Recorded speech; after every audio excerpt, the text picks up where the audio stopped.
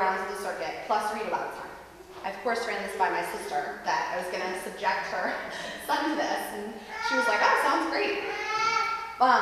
My nephew and both of my sons regularly asked to do other activities for the first couple of days. If I said yes, they wound up in our playroom. Fighting would quickly ensue. I would have to run in there to break up whatever was going on, or to, calm somebody down who was crying. My 7-year-old would kind of wander in and start to play with some Legos, and I'd come back and have to refocus her on her sport.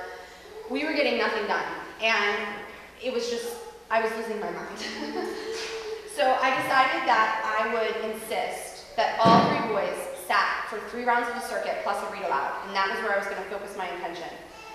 After, they had 2 choices.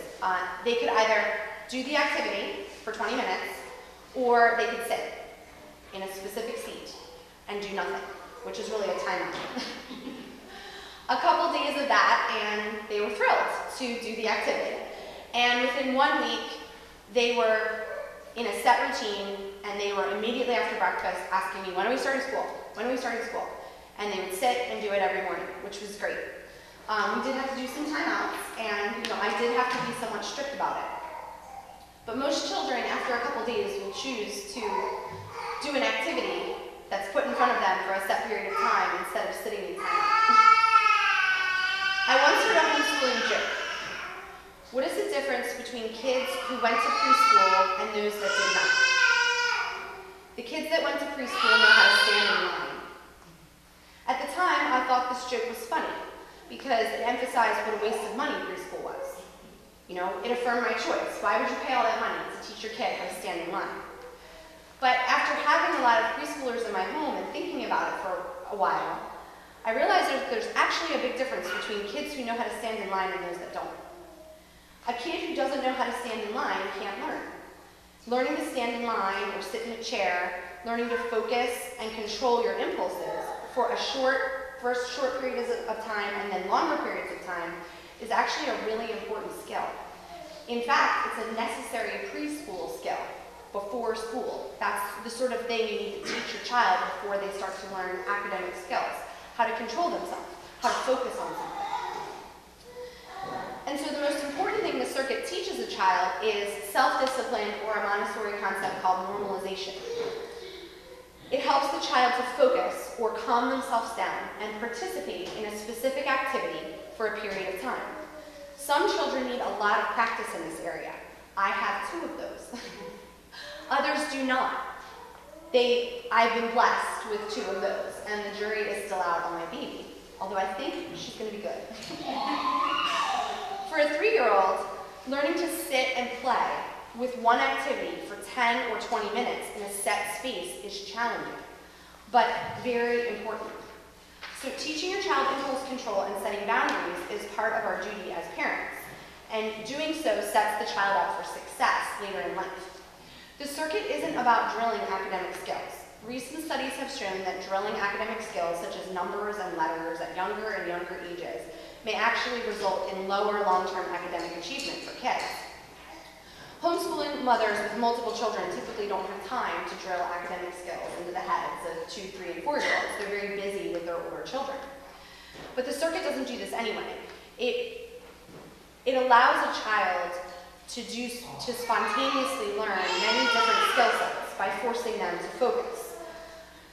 It provides the child with self-control and self-discipline and set boundaries. You can play with this for this amount of time in this space. You can do whatever your mind wants to do and your hands want to do with it, but you have to sit here, not be loud and destructive, and play with this activity for a set period of time. So now that I've talked extensively about why the circuit is important, which a lot of the things are obvious when you think about it, but it's hard to focus and realize how important that is when you're working with, a 10-year-old or an 8-year-old on real academic skills. But now that I've talked about why it's important, I'm going to get into a little bit about how and give some more details about exactly what our mornings look like. The circuit, the length of each activity can vary from 10 minutes per activity to up to 20 minutes per activity. I vary the length based on how exciting the activity is for the kids. So, for example, Play-Doh is really exciting, and even a 2-year-old can play that for 20 minutes. Whereas, sorting or matching magnet letters on a magnet board is not as exciting and won't hold their attention for as long. A younger child is going to, in general, work in smaller time increments. So if you just have a 3-year-old or a 2.5-year-old that you're doing this with, you may want to do 10-minute chunks of time in your circuit. Whereas if you have a 5-year-old who's in pre-K, they can go for the full 20 minutes. You may also want to work on building up to 20 minutes. So when I start a new activity with my kids, I tend to only have them or expect them to do it for 10 minutes. And we slowly build up to the 20-minute time block. We always start with Play-Doh or another really hands-on tactile activity. We begin each day with 20 minutes of Play-Doh. That's just the norm in my house. We usually make our own, and I let the kids pick their color. And some of them think it's stinky, so I have like the lavender oil that they can work into it so it smells nice. I have a Play-Doh recipe out by the table in the hallway. And the kids like to pick their own color, so everybody has their color and they get to work it in and make it that color, and then they use that every morning. I only introduce one new activity each day. So it makes sense, kids can get overwhelmed if you're giving them a bunch of new stuff. So we start out our school year in August or September, and we start with Play-Doh and one activity. And then the next day you do Play-Doh and 2 activities. And then the following week you maybe introduce one new activity each week until you've built up to around 8 to 10 activities that you rotate in through your circuit. This allows the kids to concentrate on familiar things, but also learn some new skills. I save the circuit toys, and this is really important. I save circuit toys for school time only. So if the kids can play with the circuit toys outside of the circuit, they lose their luster and they're not nearly as exciting or fun or interesting. But if you have set toys that are only used during school time, those toys are really important and exciting to a 3-year-old or 4-year-old. That's how their mind works. They're excited to use them each day. I'm really strict about my time increments. So I have a timer that goes in the middle of the table. And it's like Mom sets the timer and that timer buzzes. And then we know we move on to something else. Certain activities like Play-Doh, I have the sorters where the kids can sort by color in different ways, like they're counters almost. Those are really exciting for my kids. They love Play-Doh and the number counters. And they'll want to go for 40 minutes or an hour playing with them. I don't let them. Because the second I let them do that, the next day when I try to bring out that activity, they don't want to do it anymore. Because they played with it until their mind was exhausted and now it's not fun. So I only let them do it for 20 minutes. And sometimes they complain a little, like, time is up, you need to put it away. Oh, can I please just go for 5 minutes or 10 more minutes? And it's really tempting if I'm in the middle of a math lesson, with my daughter, to just let them go for an extra 10 minutes. But the second I do that, the next day, they don't want to use that activity anymore. And it might have been one of our best circuit activities. So it's important to cut them off. The timer goes off, we clean it up, we put it away, we get out something new. I said earlier, I think it's important to have about 8 to 10 activities in your circuit. You start out with the first week just 3, build up to 5 or 6, and then go all the way up to 8 or 10.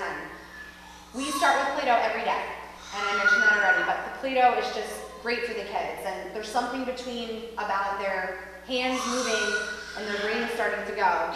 I use that idea for my older daughter and my son. They do their piano first before they start school because it gets their hands going, and then for some reason their brain works better.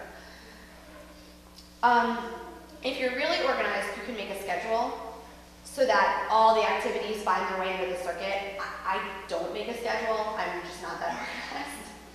So I generally start with Play-Doh. I pick an activity for the kids to do, and then I'll take out 2 and say, you guys pick one of these for your 3rd choice. And they like that because they get to pick it.